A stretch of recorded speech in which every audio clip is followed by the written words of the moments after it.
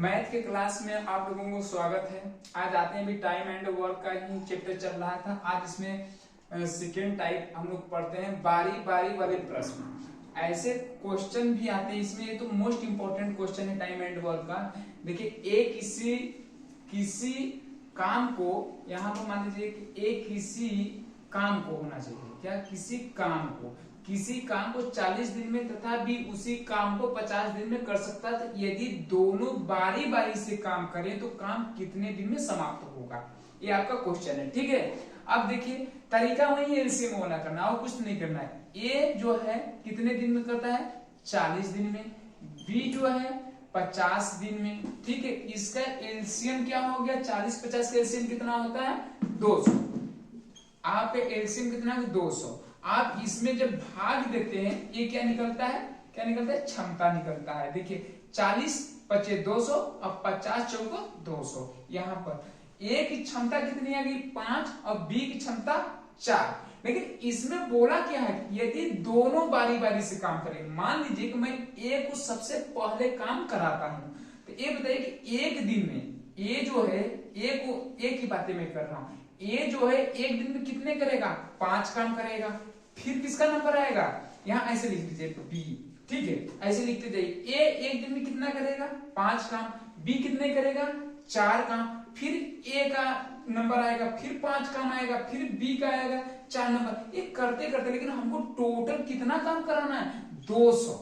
इस तरीके से भी हम निकाल सकते हैं, लेकिन ये जो तरीका है ना, बहुत लेंथी तरीका है। आप निकालते रहेंगे, आपका टाइम चला जाएगा। तो हमको इससे इस तरीके से नहीं निकालना है। एक ट्रिक के माध्यम से इसको हम देखते हैं कि कैसे हम लोग निकाल सकते हैं और तुरंत इसका आंसर हम लोगों को मिल सकता है। ठीक है, अब देखिए यहाँ पर करना क्या, आपको ध्यान देना है कि जो ए की क्षमता 5 है और बी की क्षमता कितनी है, 4 है।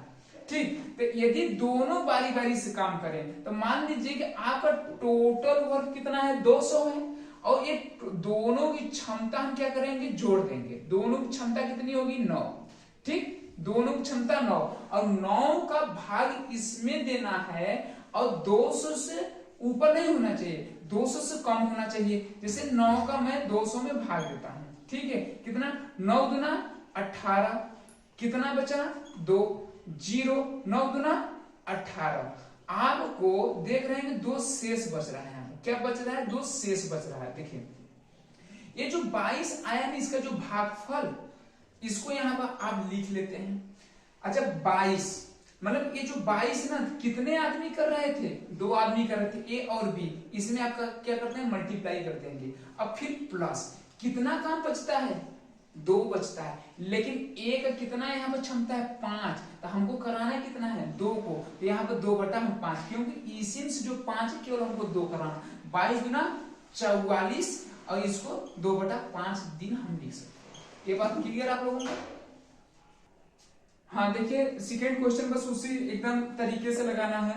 ए किसी काम को 10 दिन में तथा बी उसी काम को 15 दिन में कर सकता है।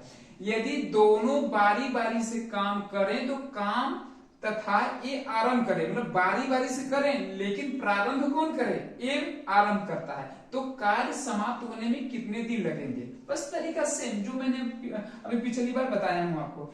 ए क्या है, 10 दिन में, बी क्या है, 15 दिन में। दोनों का एलसीएम क्या हुआ, 30।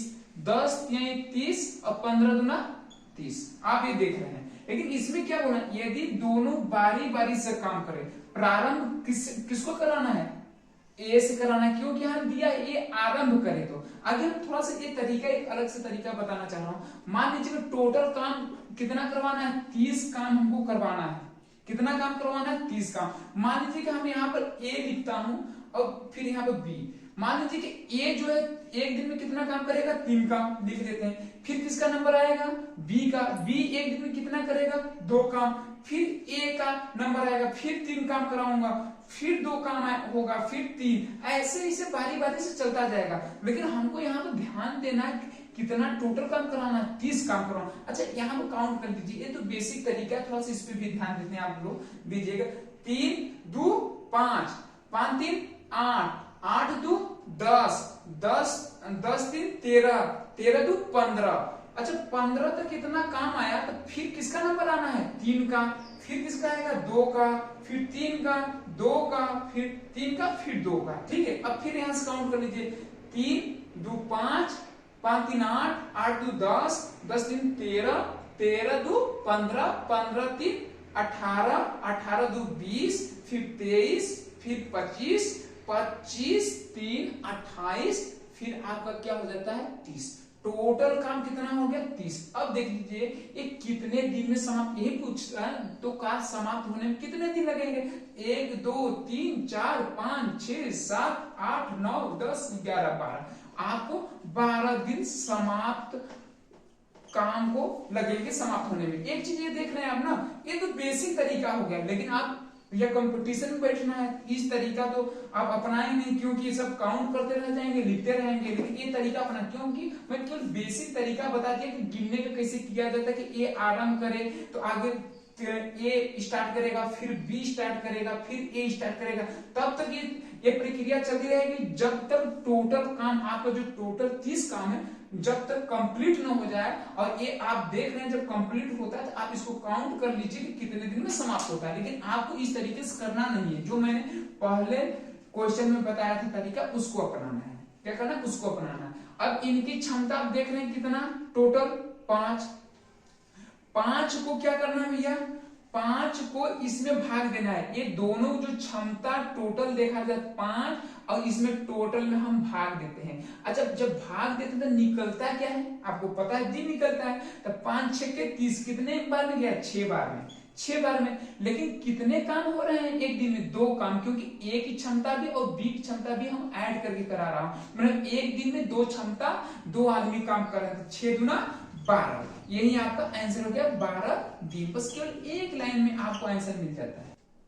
चलिए अब क्वेश्चन देखिए, फिर इसी पे थर्ड क्वेश्चन, ए किसी काम को 20 दिन में तथा बी उसी काम को 40 दिन में कर सकता है। यदि दोनों बारी बारी से काम करें तो काम तथा बी आरंभ करे। अब उन क्वेश्चन में ए आरंभ करता था, अब यहाँ पर बी को हम प्रारंभ करवाता हैं, तो कार्य समाप्त होने में कितने दिन लगेंगे। अब तरीका वही रहेगा, ए जो होगा 20 दिन, बी जो है कितने 40 दिन में, इनका एलसीएम कितना हो गया 40 हो गया, 20 दूना 40, 40 का 1। ठीक, अब यहाँ पे ध्यान दीजिए कि प्रारंभ कौन कर रहा है, बी कर रहा है। आगे हम देख लेते हैं तरीका तो है, इनका दोनों की क्षमता कितनी होगी, टोटल 3 होगी। मतलब जो क्षमता जब इसमें हम भाग देंगे, ये ध्यान रखिएगा 40 से ऊपर न हो, कम ही हो, तो कितने बार में जाएगा 13 के 39 ना, तो जितने बार में जाएगा उसको हम लिख लेते हैं। ठीक है भाई, इसमें हम 40 में देख रहे हैं कि 40 टोटल काम है, ठीक है, और टोटल क्षमता कितनी हो गई 3 हो गई। अब जब 3 क्षमता की और हम वर्ग में जो काम है उसमें भाग देते हैं और देखते हैं कितने बार में जाएगा, और 40 से ऊपर नहीं होना चाहिए, जब भी होना चाहिए 40 से नीचे होना चाहिए। तो 13 के 39, ठीक, 13 के 39 हो गया।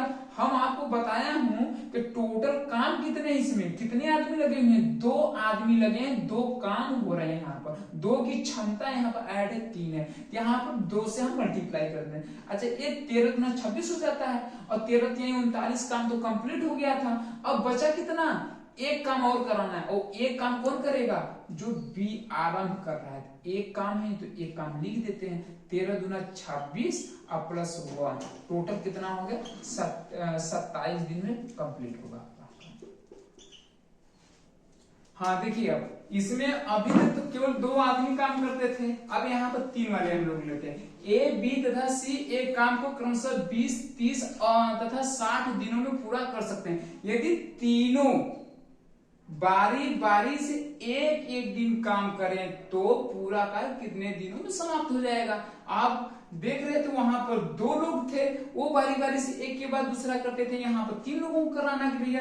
ठीक है, यहाँ पर देखते हैं कैसे करना है। ए कितने 20 में, बी 30 दिनों में, सी कितना 60 दिनों में। इनका एलसीएम हो गया आपका 60, 20 3 60, 30 दूना 60 और 60 का 60। ठीक, हमको देखिए इसमें कुछ करना ही नहीं, इसमें बोला कि यदि तीनों बारी बारी से, यहाँ पर बेसिक नियम से देख लेते हैं। मान लीजिए यहाँ पर ए लिख लीजिए, बी लिख लीजिए, सी, ए बी सी, ऐसे लिख लीजिए, अपना बना लीजिए। ठीक है, हमको आगे करना क्या, एक एक दिन काम करें तो पूरा कर कितने दिनों में, आगे सबसे फर्स्ट हम इससे कराते हैं, क्योंकि यहाँ पर जब ये कंफर्म नहीं किया गया कि ए आगे प्रारंभ करता है बी करता है, तो हम इसको ही मान लेते हैं कि ए प्रारंभ कर रहा हो रहा, क्योंकि यहाँ पर दे दिया कि यदि तीनों बारी बारी से एक एक दिन काम करें, मतलब एक दिन ये करेगा तो फिर ए दिन करेगा, फिर ए करेगा तो फिर ए करेगा, यही कराना था। देख लीजिए सबसे पहले कौन करेगा, ए करेगा, फिर उसके बाद 2 करेगा, फिर एक करेगा, 3 2 1, फिर 3 2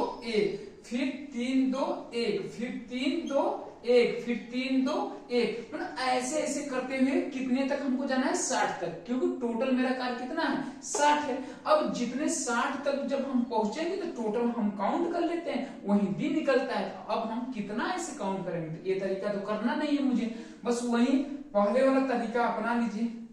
पहले वाला तरीका क्या था, ये तीनों का आपका जो क्षमता इसको ऐड कर लेते हैं, 3 और 2 5 1 6, टोटल क्षमता 6।